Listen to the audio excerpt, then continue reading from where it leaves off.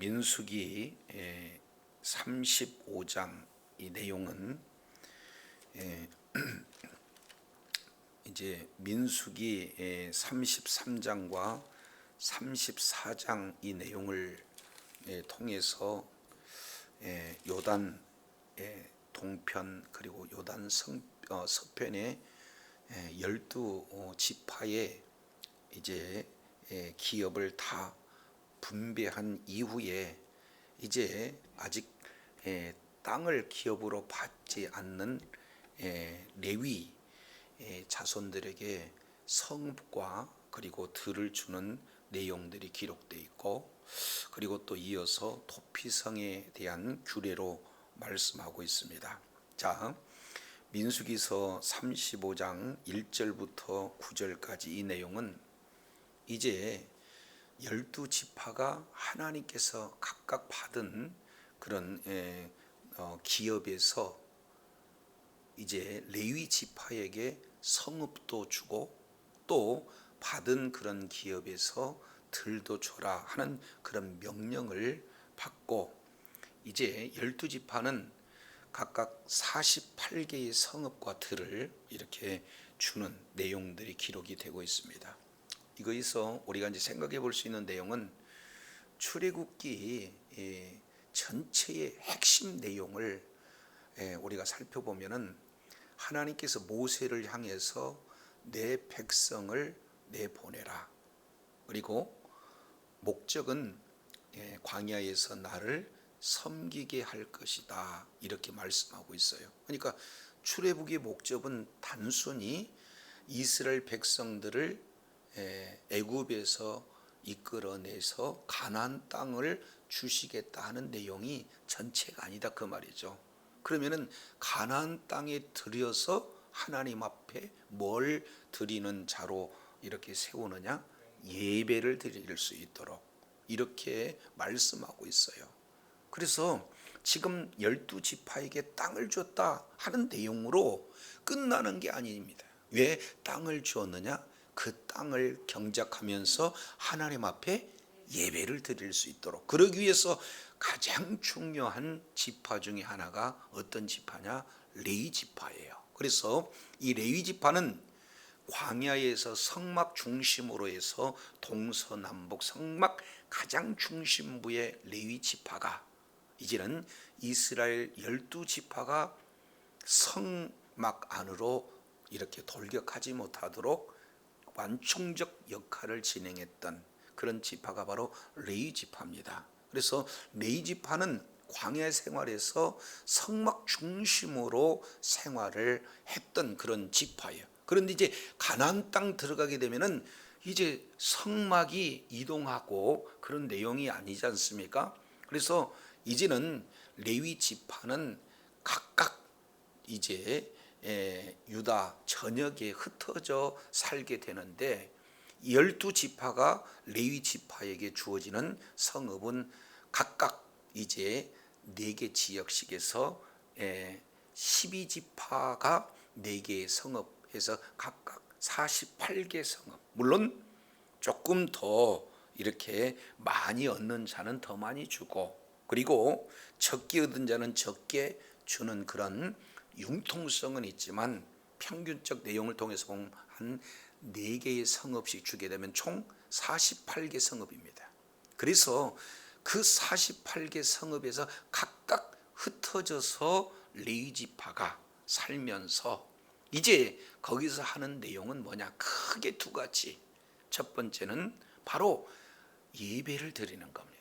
그리고 2번째 본질적인 내용은 바로 이스라엘 백성들에게 하나님의 말씀을 가르치는 거죠. 그래서 하나님의 말씀대로 순종하지 못하는 그런 죄인들을 하나님 앞에 바로 제사를 드림으로 속지 않은 그 모든 제사의 침례 과정을 누가 담당하느냐? 레위 지파가 담당해요.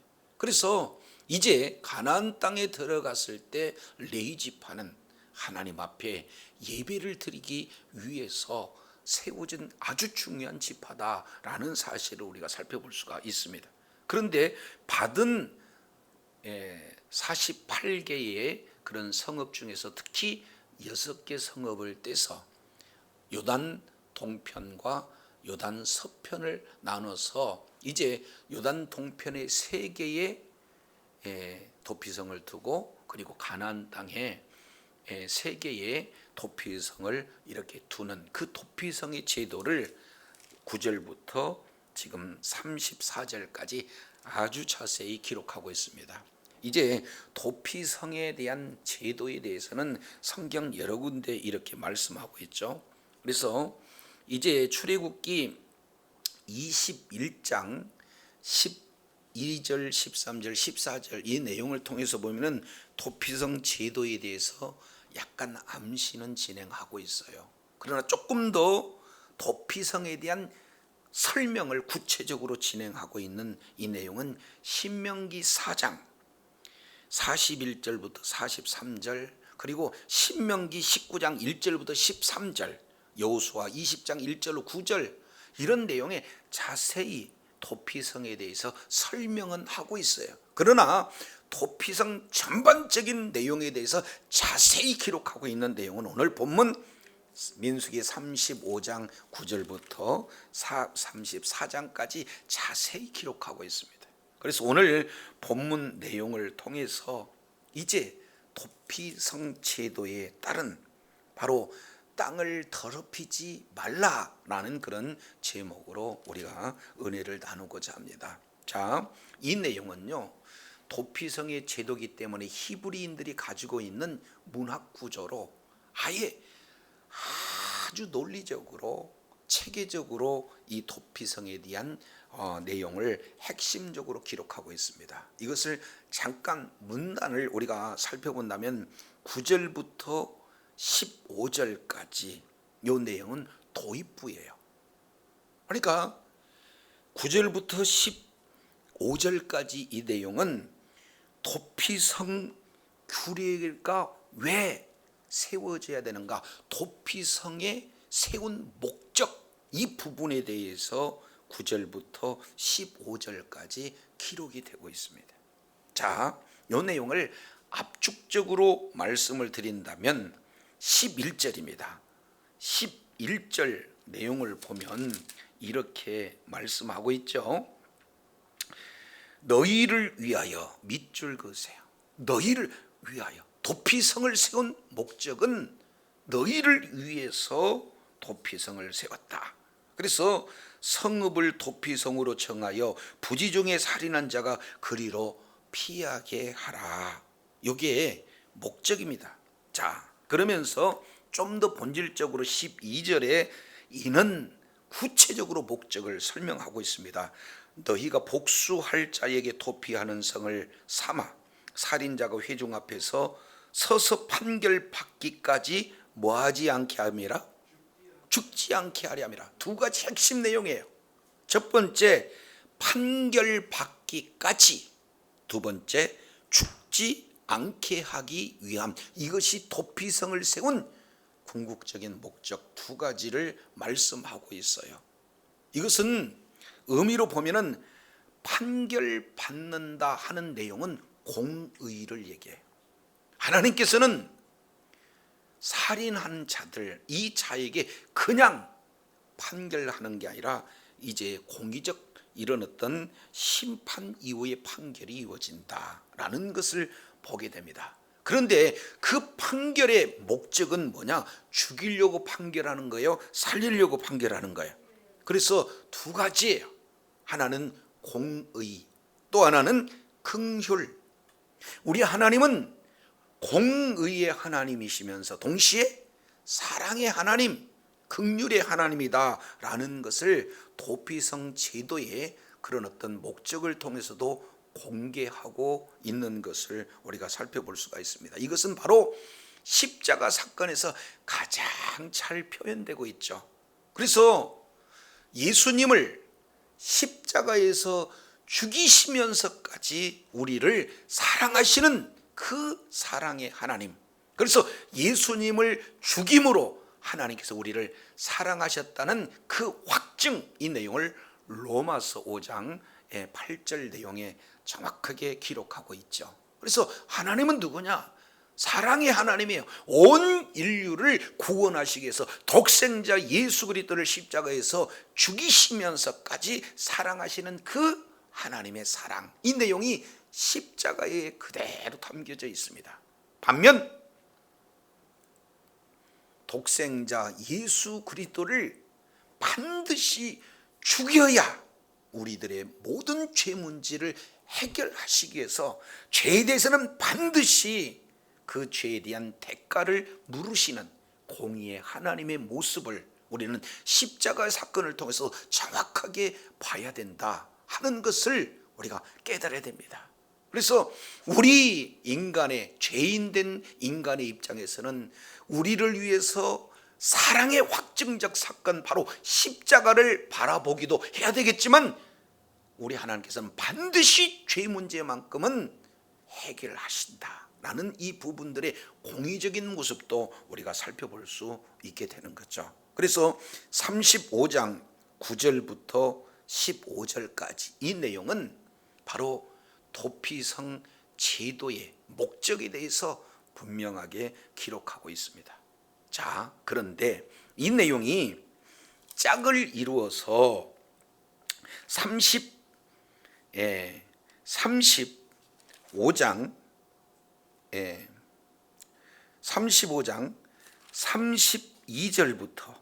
32절부터 34절까지 다시 한번 도피성 제도에 대한 목적을 정확하게 기록하고 있어요. 그래서 왜 하나님께서 이스라엘 백성들을 위해서 도피성을 세웠는가 하는 보다 더 본질적인 목적을 이렇게 말씀을 하고 있는 것을 보게 됩니다. 자, 이제 32절 우리가 살펴보도록 하겠습니다. 32절 내용을 보면, 또 도피성에 피한 자는 대제사장이 죽기 전에는 뭐를 받고? 속전을 받고, 그리고 그 땅으로 돌아가 거주하게 하지 말 것이니라. 그러면 여기서 나타나는 속전, 요 내용은 히브리어로 카파르라는 단어를 씁니다. 그러니까 출애굽기 21장 30절에 속전을 정확하게 속죄금 이렇게 표현하고 있죠. 그래서 속죄를 하기 위한 그런 대가, 이 부분들을 이렇게 말씀하고 있어요. 그래서 대제사장이 죽기 전에는 속전을 받고 그의 땅으로 돌아가 거하게 하지 말아라. 그러니까 어디서 있어야 돼요? 도피성 안에 있어야 돼요. 자, 그러면 33절, 자, 좀 더 구체적으로 말씀하고 있습니다. 왜 그럴까요? 너희가 거주하는 땅을 뭐 하지 말라? 더럽히지 말라. 피는 땅을 더럽히나니 피 흘림을 받는 땅은 그 피를 흘리게 하지 않은 피가 아니면은 뭐를 받을 수가 없다? 그럼요. 피에는 피가 아니면은 속함을 받을 수가 없다. 이 내용을 정확하게 표현을 하고 있어요. 그래서 이제는 우리를 살리시기 위해서 예수 그리스도의 보혈이 이제 뿌려짐으로 말미암아 이제 모든 죄의 죄인들을 다 용서할 수 있는 이 내용이 십자가에서 흘리는 그 보혈의 그런 어떤 공로이기 때문에 가능한 거예요. 그래서 십자가에 흘리는 그 피를 믿는 믿음을 가진 자에게는 구원을 받게 되어지는 거고, 그 피로 말미암아 이제 땅이 이제 뭡니까? 더럽혀지지 않고 이제 깨끗이 속량할 수 있는 그 이유는 예수 그리스도의 보혈인 줄로 믿습니다. 그래서 34절, 자, 우리 조금 한번 다 같이 읽겠습니다. 시작. 너희가 거주하는 땅, 곧 내가 거주하는 땅을 더럽히지 말라. 나 여호와는 이스라엘 자손 중에 있음이니라. 너희는 땅을 거주하지 마라. 아니 땅을 더럽히지 말라 하는데 34절 잘 보세요. 너희가 뭐 하는 땅? 거주하는 땅은 곧 누가 거주한다? 내가 거주한다. 여기서 거주한다는 것은요, 집 짓고 사는 거예요. 하나님께서 가나안 땅을 주신 목적은 영원토록 거기서 거주하면서 살아라. 근데 사실은 이스라엘 백성들이 거주하면서 사는 그 땅은 왜 거기서 거주하게 살게 하느냐? 내가 거주하기 위해서 그렇다. 그러려면 거룩하신 하나님이 거룩한 곳에서 살아야 되기 때문에 그 땅을 어떻게 해야 된다? 더럽혀서는 안 된다는 거예요. 저와 여러분이 땅을 더럽힐 때 하나님은 떠나게 되는 거예요. 하나님의 일하심이 없어지게 된다 그 말이죠. 그래서 고린도전서 3장 16절 이 내용을 통해서 보면은 너희가 성령의 천인 줄 아직 알지 못하느냐. 그러면은 성령의 천, 예수 그리스도의 피의 값으로 지불한 우리는 어떤 내용이 돼야 될 건가? 잠깐 우리 살펴보도록 하겠습니다. 고린도전서 3장 16절 이 내용을 통해서 살펴보면 너희가 하나님의 성전인 것과 하나님의 성령이 너희 안에 거하는 걸 알지 못하느냐. 분명히 이 내용은 다 알 수 있는 내용이라는 거예요. 따라서 17절 누구든지 하나님의 성전을 더럽히면 하나님이 그 사람을 멸하시리라. 하나님의 성전은 거룩하니 너희도 뭐해라?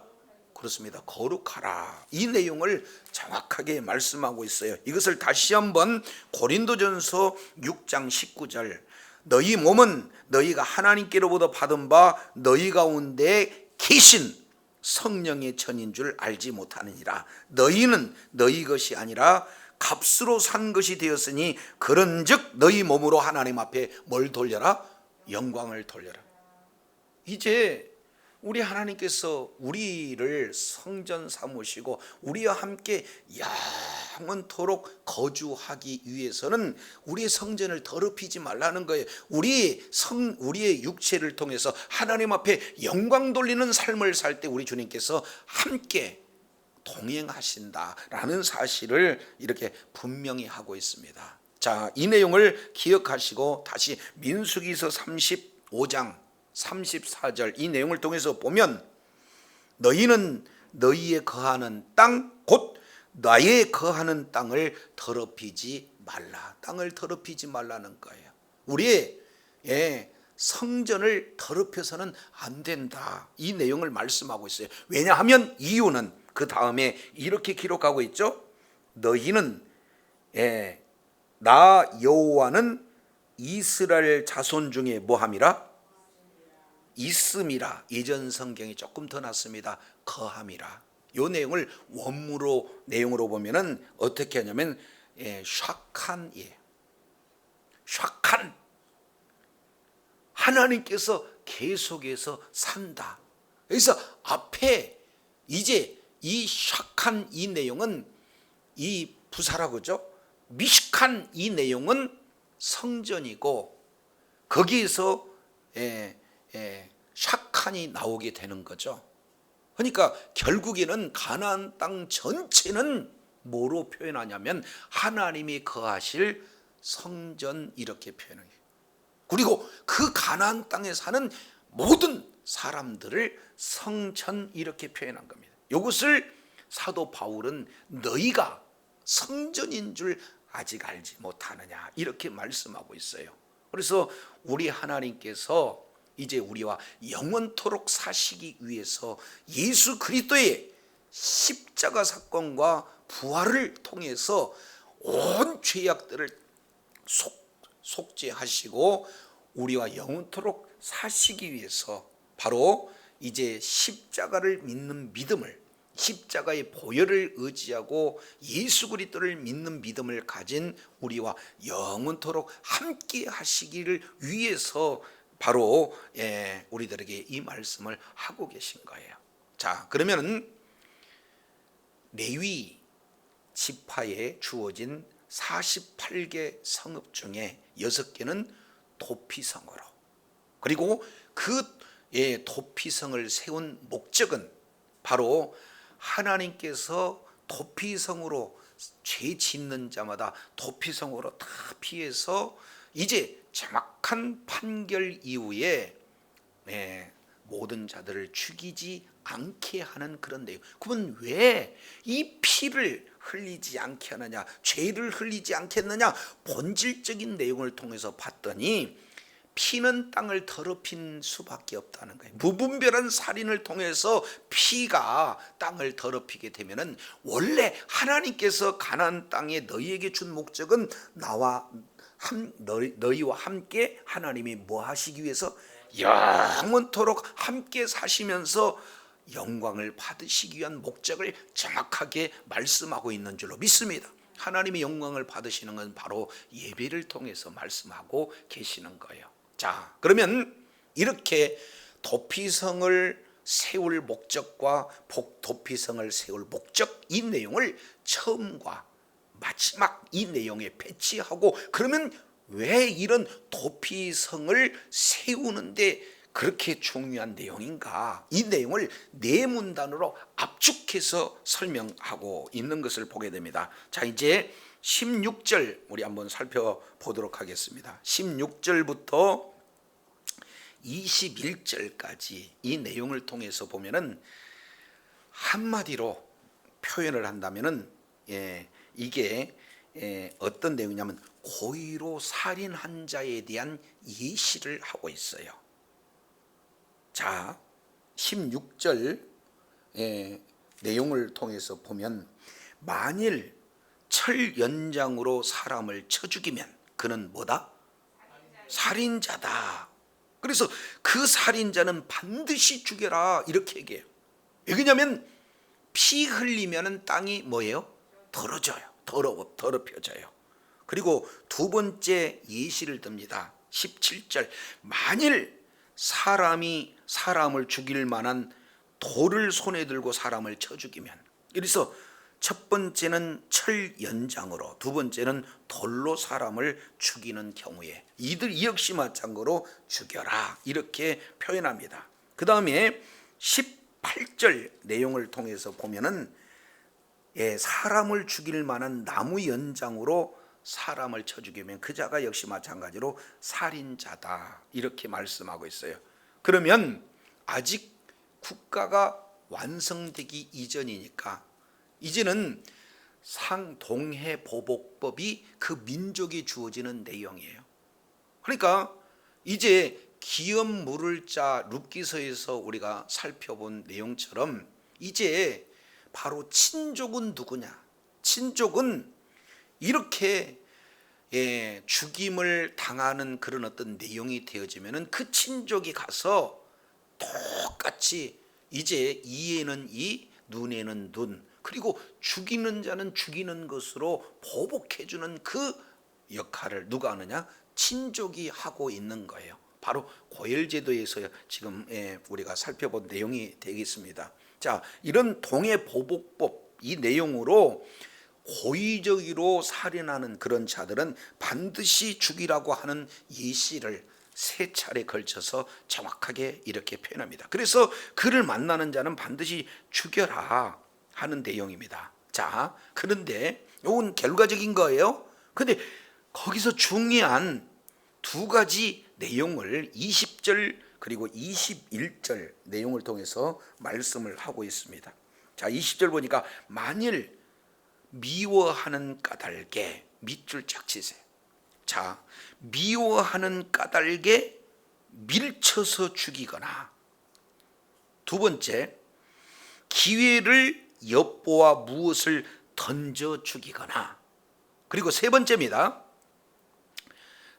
21절 내용을 보니까 악의를 가지고 손으로 뭐하면 쳐 죽이면, 그러니까 여기는 동기가 있어요. 미워하는 까닭에 또는 기회를 엿보아서, 그리고 세 번째는 원한 때문에 죽이는 그 자는 다 뭐 하는 거예요? 살인자예요. 그런 자들은 죽이라, 그 말이에요. 그러면 여기에서 살인이라는 결과도 우리가 정확하게 분별해야 되겠지만 왜 살인했는가 하는 그 동기 정확하게 말씀하고 있어요. 그래서 이제 살인보다도, 살인에 나타나는 결과보다도 더 중시 여기는 것은 어떠한 동기로 살인을 했는가, 이 부분들을 정확하게 지금 표현하고 있는 것을 보게 됩니다. 그래서 16장 16절부터 21절까지는 고의로 살인하는 자, 이 자는 도피성으로 피해도 어떻게 돼요? 죽는다, 이렇게 얘기합니다. 여기서 도피성으로 달려간다 하는 이 도피성, 이 내용은 예수 그리스도의 바로 그림자입니다. 저와 여러분은 모두가 다 죄인이에요. 그래서 누구나 이제 바로 하나님 앞에 심판받을 수밖에 없는 그런 존재예요. 그런데 우리 주님께서는 공의의 하나님, 사랑의 하나님이기에 이제는 우리의 유일한 심판으로부터의 피할 곳, 바로 예수 그리스도가 우리의 구원의 방주여 피할 곳인 줄로 믿습니다. 그래서 예수 그리스도를 믿는 믿음을 가지면 우리들의 모든 죄 문제를 다 용서를 받게 되어지는 내용을 자세히 기록하고 있습니다. 그런데 혹시 이 내용을 오해해 가지고 이제는 우리들의 모든 죄 문제를 다 용서받았다 해서 죄를 지어도 되네 하면, 지금 이 내용으로 보면 고의적으로 지는 죄와 같은 범주에 해당이 되어지는 거예요. 그래서 예수님이 죽을 수밖에 없는 우리와 우리의 죄 때문에 십자가에 죽으신 그 은혜를 생각한다면, 다시금 예수님을 십자가에 죽일 만한 죄를 짓는다는 것은 바로 십자가 사건의 그 크신 은혜, 그 크신 사랑을 거부하는 자하고 같은 그런 내용이잖아요. 그래서 예수님을 믿는 믿음을 가져서 모든 죄사함을 받는 자들은 죄에 대해서 미워할 수밖에 없고, 죄에 대해서 피와 피 흘리까지 싸울 수밖에 없고, 어쩔 수 없이 죄를 진 거에 대해서 당연히 여기지 않고 어떻게 돼요? 애통하고 슬퍼하며 회개하는 그런 어떤 자예요. 그래서 더 이상 똑같은 죄를 반복하지 않기 위해서 하나님 앞에 기도하며 나가는 자가 바로 예수 그리스도를 믿는 믿음을 가진 자의 모습이거든요. 자, 그래서 이제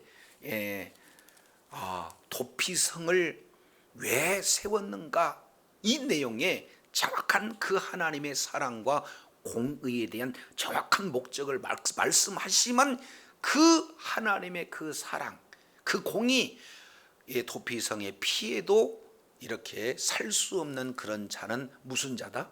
고의로 살인을 하는 자다. 거기서 살인이라는 결과보다도 먼저 우리가 신경 써야 할 내용은 왜 살인했는가 하는 그런 동기가 그만큼 중요하다라는 사실을 우리가 살펴볼 수가 있습니다. 자, 그런데요, 뒤에 봅니다. 뒤에. 자, 요거에 대한 뭡니까? 22절부터 25절까지 이 내용은 고의가 아니라 실수로 살인하는 경우예요. 자, 비고의적 살인을 말하고 있는 거죠. 자, 22절 내용을 보면은 이렇게 표현합니다. 악의가 없이 우연히, 1번 악의가 없이 우연히 사람을 미치거나, 2번입니다. 기회를 엿봄이 없이 무엇을 던지거나, 3번입니다. 보지 못하고 사람을 죽일 만한 돌을 던져서 죽였을 때는 이는 악도 없고 해하려는 것도 없으니까 동기가 사람을 죽이려는 동기가 아니라는 거예요. 그랬을 때는 회중이 그 친자와 피를 보복하는 자들 간에 이 규례대로 뭐 한다? 판결한다. 밑줄 쫙 치세요. 이게 공의의 심판입니다. 근데 이 공의 심판을 누가 하느냐? 회중이 할 수 있게 된다. 이것을 말씀하고 있는 거죠. 그래서 25절에 피를 보복하는 자의 손에서 살인자를 건져내서 그가 피하였던 어디로 돌려보낸다? 도피성으로. 자, 이제 도피성. 자, 이제 이렇게 합니다. 자, 갑자기 나무를 하다가 도끼질로 나무를 쿡 이렇게 찌르는데 그만 이게 헐렁거려갖고는 도끼날이 핑핑핑핑 돌아갖고는 상대방을 죽였어요. 그러면 어떻게 이 사람은 빨리 어디로 가야 돼? 도피성으로 가는 거예요. 왜 그러냐면 그 죽임을 당한 자의 피를 보수할 자들이 죽일 수 있는 것이 그때의 법이기 때문에 그래서 도피성으로 갑니다. 자, 그러면은 마음 가운데 적은 언젠가 죽여야 되겠다 이렇게 고의적인 마음을 품고 가장해서 죽였어요. 이 사람은 뭐한 사람입니까? 고의적으로 죽인 사람. 그러면 이 사람도 역시 법에 의해서 보호받기 위해서 어디로 가요? 도피성으로 가요. 그러면 도피성으로 무조건 간다고 해서 괜찮은 게 아니라 도피성에 피하는 그런 자들을 모든 회중 앞에 모아놓고 회중들이 그것을 판결하게 되어지는 거예요. 그래서 그 동기가 고의적이냐 아니면 그 동기가 실수인지를 판결해서 이 사람은 고의가 없다라고 한다면 다시 도피성으로 들어가서 거기에서 피해 보수자들로 인해서 죽임을 당치 않기 위한 보호 조치가 도피성에서 이루어지지만 반대로 고의적으로 죽였다 판결되면 거기에서 어떻게 됩니까? 죽임을 당하는 그런 내용이에요. 그래서 누구나 다 도피성으로 피한다고 해서 사는 것이 아니라 이것은 그 동기에 따라서 고의냐 아니면은 실수냐에 따라서 판결이 되어지는데 고의인자는 판결 이후에 죽고 그리고 실수인자는 판결 이후에 보호를 받게 되는 거예요. 그러나 둘 다 주의할 점이 있습니다. 자, 주의할 점은 어떻게 되느냐면 26절 보세요. 26절. 26절이에요. 자, 26절부터 28절까지 이 내용이 실수한 것에 대한 두 번째 내용입니다. 자, 22절부터 25절까지는 비고의적인 살인, 실수로 살인하는 그 경우 이 내용을 말씀하고 있다면 이것을 조금 더 자세히 설명하고 있는 내용이에요. 자, 26절 보겠습니다. 26절 내용을 보니까 그러나 살인자가 어느 때든지 그 피하였던 도피성 어디로 나가면 도피성 지경 밖으로 나갔다고 한다면 27절 피를 보복하는 자가 도피성 지경 밖에서 그 살인자를 만나 죽일지라도 뭐한다? 피 흘린 죄가 없어 살인자로 여기지 않는다. 그래서 그러면 어떻게 해야 되느냐? 이는 왜냐하면 살인자가 대제사장이 죽기까지 그 도피성에 머물러 있어야 할 것이다. 이게 규정이에요. 대제사장이 죽은 후에는 그 살인자가 자기 소유의 땅으로 돌아가 살 수는 있어요. 그러나 대제사장이 죽기 이전까지는 뭐 하는 거예요? 그 도피성에서 있어야 된다 하는 것을 말씀하고 있어요. 자, 이제 저를 주목해 주세요. 자, 이제 판결을 마쳤습니다. 저분은 고의성이 없이 우연히 잘못돼서 지금 실수로 사람을 죽였습니다 라니, 그러니까 그 피해 보수자가 죽이려고 해도 어떻게 돼요? 안전하게 도피성으로 이렇게 들어가서 도피성에서 살아야 되는 거예요. 단 언제까지? 대제사장이 살아있는 그 동안까지. 근데 이 내용을 모르고 나는 이제 회중들 앞에서 용서받았다라고 생각하고 도피성에서 벗어나서 자기 처자가 있는데 고향으로 또 보고 싶은 사람들이 있으니까 만나러 나오다가 저거 우리 친척 죽인 애네 하고 거기서 보는 순간 죽여도 뭐라고 탓하지 않는다 그 말이에요. 그러니까 결국 안전한 보호의 장소는 어디 있을 때만 가능한 거예요?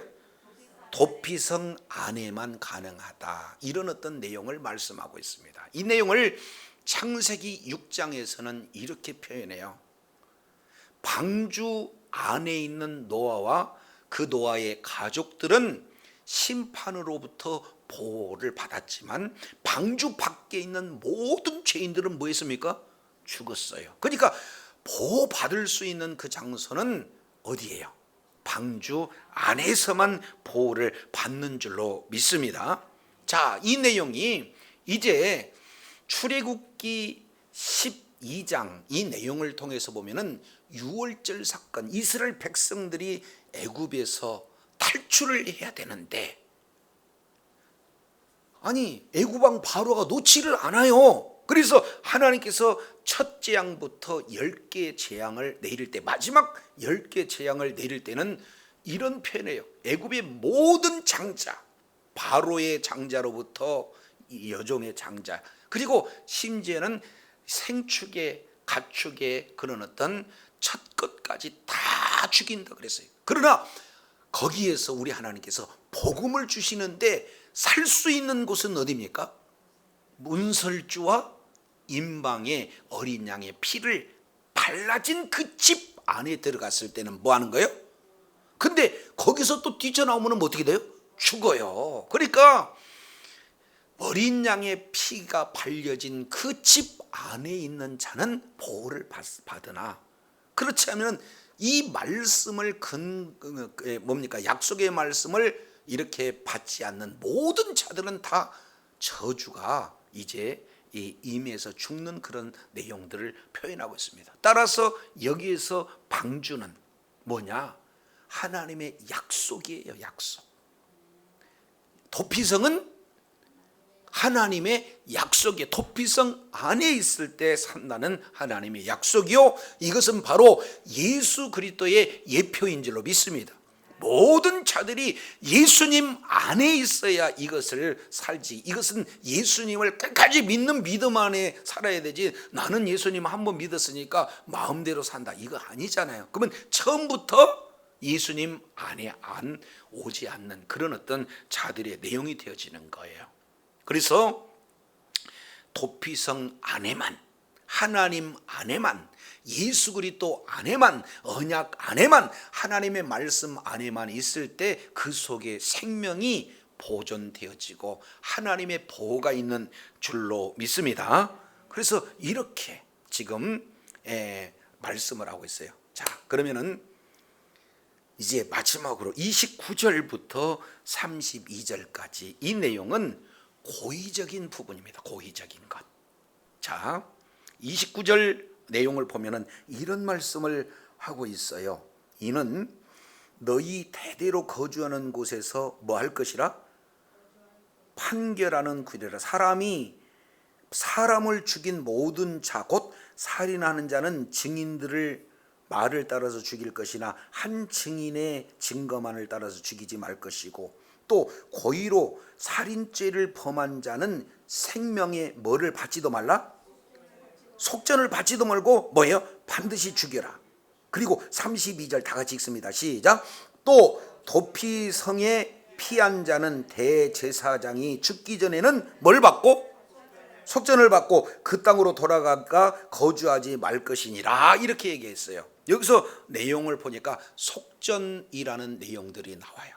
자, 여기서 속전, 이 내용은 우리 주님께서 말씀하고 있는 이 속전에 대한 부분을 우리 디모데전서 우리 한번 살펴보도록 하겠습니다. 디모데전서 2장 4절에 하나님은 모든 사람이 구원을 받으며 진리를 아는 데 이르기를 원한다. 우리 하나님은요, 심판이 목적이 아니에요. 구원이 목적입니다. 그래서 모든 사람들이 다 구원을 받았으면 좋겠다.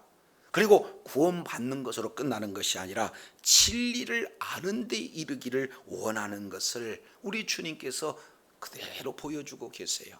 그래서 구원받은 사람은 바로 진리 가운데 거함으로 점점점 하나님의 형상을 회복한 그런 자는 하나님의 형상을 닮아가는 그런 어떤 자가 돼야 된다. 그러면서 2장 5절 하나님은 한 분이요 또 하나님과 사람 사이의 중보도 한 분이니 하나 사람이신 그리스도 예수라. 자, 그러면서 6절 다 같이 읽습니다. 시작. 그가 모든 사람을 위하여 자기를 뭘로? 대속물. 요게 다른 말로 속전이에요. 대속물이나 속전이나 같은 내용이에요. 그렇기 때문에 진정한 대속물이요, 영원한 대속물이요, 속전은 누구냐? 예수 그리스도인 줄로 믿습니다. 그렇기 때문에 도피성 안에 이렇게 들어가 있는 자는 도피성 그 자체가 예수 그리스도 아니요. 그리고 그 예수 그리스도 안에 있는 그런 자들은 속전, 바로 예수 그리스도 그 보혈의 공로에 의지해서 거기서 안전하게 보호받을 수밖에 없다 하는 그런 내용을 표현하고 있습니다. 자, 그런데 이제 그리 대제사장이 죽기 이전에 나갔다. 그 얘기는 어떤 부분입니까? 대제사장은 무슨 일을 하는 거예요? 이스라엘 백성들을 대신해서 속죄하는 사역을 하는 자가 누구예요? 대제사장. 이것은 레위기서 16장 내용을 통해서 보면 대속죄일에 이스라엘 백성들의 죄를 속하기 위해서 1년에 단 한 차례 지성소로 들어가는 대제사장의 사역을 통해서 보면 우리가 확실히 알 수가 있어요. 그래서 대제사장은 이스라엘 백성들을 이렇게 죄를 속해주는 그런 사역을 감당하는데, 이제 대제사장은 그 도피성 안에 있는 그런 자들을 위해서 대신 뭡니까? 속죄하는 그런 사역이잖아요. 근데 그것을 거부했다. 그 안에 들어가기를 거부한다. 그 얘기는 죄 사함에 대한 뭐예요? 거부잖아요. 그렇기 때문에 죽는 거예요. 우리가 예수 그리스도 밖에 있고 예수 그리스도를 십자가를 부인한다 그러면은 그건 죽는 거예요. 그렇기 때문에 도피성에 대한 내용을 통해서 예수 그리스도의 구속 사역과 그리고 하나님께서 십자가를 통해서 우리 인류를 얼마나 사랑하셨는가 하는 그 내용의 공의와 사랑에 대한 그 표현을 이 도피성을 통해서 너무 자세히 설명해 주고 있는 것을 보게 됩니다. 자, 이제 정리하겠습니다. 조금 어려워요. 자, 이제 저를 보세요. 내용을 통해서 보면은, 자, 앞에 도피성의 목적이 무엇인지 이 내용을 9절부터 15절까지 뭐예요? 도피성의 목적에 대해서 설명해요. 왜 도피성이 필요한가? 이 내용을 압축 요약을 이렇게 해보니까 어떤 내용이냐? 바로 도피성으로 피하는 자들은 살게 하기 위해서, 그런데 절차는 판결을 받고 살게 하기 위해서 공의와 정의, 이 내용을 아주 압축시키는 십자가의 그 사건을 정확하게 표현하고 있는 것이 도피성을 세운 목적이다라는 것을 말씀하고 있어요. 이해가 되십니까? 근데 똑같이 처음에도 목적을 말씀하고 있다면 마지막 끝자락에도 뭘로 해요? 도피성의 목적을 설명하고 있는 내용이 32절부터 34절까지, 이 내용은 바로 이 뭡니까? 피는 땅을 더럽혀요. 그런데 우리 하나님께서는 그 가나안 땅을 이스라엘 백성들에게 준 이유는 거기서 영원토록 살아라고, 그리고 사는 그 땅은 하나님이 사실은 너희와 함께 살기를 위하는 땅으로 줬다고. 그런데 하나님께서는 뭡니까? 그 땅에서 영원토록 함께 살되 이스라엘 백성을 통해서 영광을 받으시고 예배를 받으시기를 원하셔서 아예 이스라엘을 성전 삼고 계신다라는 그런 사실을 목적으로 둔 줄로 믿습니다. 그렇기 때문에 왜 살리려고 하느냐, 왜 땅을 주려고 하느냐? 우리하고 뭐예요? 영원토록 살기 위해서. 자, 그러면은 목적과 목적, 이게 보입니까? 근데 이제 안쪽으로 딱 들어가니까 살려서는 안 된 사람은 누구냐? 살려서는 안 된 사람은 그 의도가 고의적으로 사람을 죽였어요. 철연장이든지 돌이든지 나무 연장이든지 고의적으로 죽인 그 자는 안 된다. 그리고 그런 고의적으로 있는 그 자는 이제 어떻게 이렇게 진행하느냐? 증인들 그 자체도 한 사람이 증인으로 죽이면 안 되고 최소한 뭐예요? 두 증인이 있을 때 죽여야 된다 하는 그 내용을 말씀하고 있습니다. 근데 진정 우리 주님이 말씀하고 있는 가장 정중앙의 핵심 부분은 어떤 거예요? 고의가 아닌 비고의, 실수로 죽인 그런 자들, 이런 자들에 대한 배려를 이렇게 기록하고 있습니다.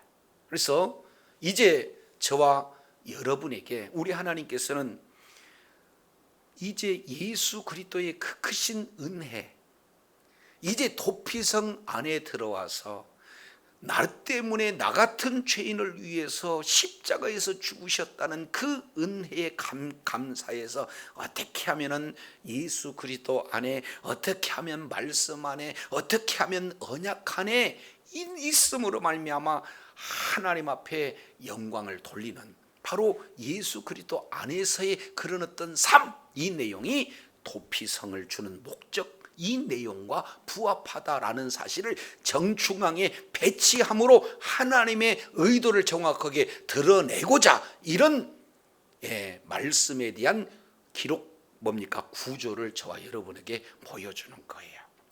그래서 목적, 그 목적에 맞은 내용은 고의가 돼서는 안 된다, 고의가 돼서는 안 된다. 그러면 뭐가 되느냐? 실수인 경우가 된다. 그러나 실수인 그 경우라도 대제사장이 살아있을 동안에는 어디를 벗어나서는 안 된다? 도피성을 벗어나서는 안 된다. 예수 그리스도의 그 십자가의 은혜, 그 예수 그리스도의 보혈의 은혜, 이 내용이 우리들에게 끝까지 주관되어져서 이제는 우리가 사는 동안 하나님의 목적은 저와 여러분하고 영원토록 살되 아예 성전 삼고 영원히 살기를 원하시는 분이 바로 주님의 뜻인 줄로 믿습니다. 주님 오시는 그날까지 죄와 허물로 죽을 수밖에 없던 우리, 에베소서 2장 1절 내용을 통해서 보면은 이제는 공중 권세자를 이렇게 따라 사며 세상 풍속을 따라 사는, 이제 죽을 수밖에 없는 우리들을 우리 주님께서 십자가의 그 보혈로 이제 우리들의 모든 죄를 정결케 해주셨어요. 그 하나님의 그 십자가를 통해서 베푸신 그 사랑 가운데 우리가 놓여 있다면 이제 사는 날 동안 예수 그리스도의 보혈로 우리들의 모든 죄를 다 정결시켜 주셨으니 바로 이 목적은 영원토록 성전 삼고 우리와 함께 살면서 우리를 통해서 영광을 받으시고 우리를 통해서 예배를 받으시기를 원하시는 하나님의 뜻을 정확하게 알았다면 주님 오시는 그날까지 모든 삶의 여정 속에서 예수 그리스도의 십자가의 보혈에 의지해서 날마다 예수 그리스도 사랑 안에, 하나님의 사랑 안에 거함으로 말미암아 하나님과 동행하고 하나님과 함께 살며 하나님 앞에 영광 돌리며 하나님의 놀라운 은혜 가운데 거하는 복을 누려야 될 줄로 믿습니다. 그러므로 말미암아 더욱더 하나님의 나라가 지경이 활짝 열려지는데 끝까지 의로운 병기로 쓰임받는 복된 자리에 있어야 될 줄로 믿습니다. 기도하겠습니다. 거룩하시고 신실하신 아버지 하나님, 감사합니다. 도피성에 대해서 이제 우리 주님께서 레위 제사장들에게 48성읍, 그리고 그 중에 6성읍을 도피성으로 두고 그 도피성의 내용은 바로 모든 죽을 사람들을 우리 주님께서 살리기 위해서, 바로 그리고 예수님께서 영원토록 레위 자손을 통해서 예배가 회복되어지고 레위 자손을 통해서 온 민족이 다 신앙의 공동체가 되어서 예배가 회복되어지고 하나님 나라의 놀라운 분복을 누리는 것이 바로 주님의 뜻일진데, 이제 곳곳마다 사람들을 죽이고 또 죽이는 그런 악한 일들을 이제 우리 주님께서 이렇게 보시고 아주 세세한 부분까지 우리 주님께서 말씀하셔서 도피성으로 피하는 자에게 이제 살 길을 열어주셨는데, 그 도피성이 바로 예수 그리스도의 그림자라는 사실을 다시 한번 일깨워 주셨사온즉, 우리가 있는 그곳에 예수 그리스도 안에 있음으로 말미암아 하나님과 영원토록 거주하는 성전된 삶으로 하나님께 더욱더 영광 돌리며 허락하신 보호하심과 허락하신 분복 또한 다 받아들이는 제자요 축복자가 다 되게 하여 주시옵소서.